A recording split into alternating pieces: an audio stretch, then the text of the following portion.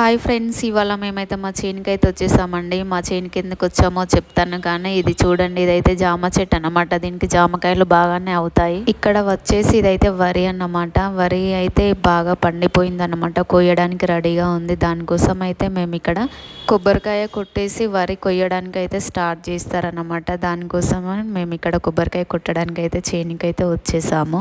ధాన్యం బాగా ఎదగాలనే ఉద్దేశంతో ఇట్లా కొబ్బరికాయ అయితే కొడతారన్నమాట. తెలుసా, ఇలా కొంచెం ధాన్యం సేకరించి గుమ్మ ముందు కడుతుంటారు ఊళ్ళల్లో. అలా కట్టడం వల్ల చిలుకలు పిచ్చుకలు వచ్చి వాటిని తినేస్తాయనే ఉద్దేశం వీటిని ఇంటి ముందు కడతారు. కొబ్బరికాయ కొట్టడం అయితే అయిపోయిందండి. కొబ్బరికాయల్లో నీళ్ళు అయితే చాలా ఎక్కువగానే వచ్చాయి. మా పిల్లలు అయితే నీళ్ళని కూడా పట్టేసుకున్నారన్నమాట తాగేద్దామని.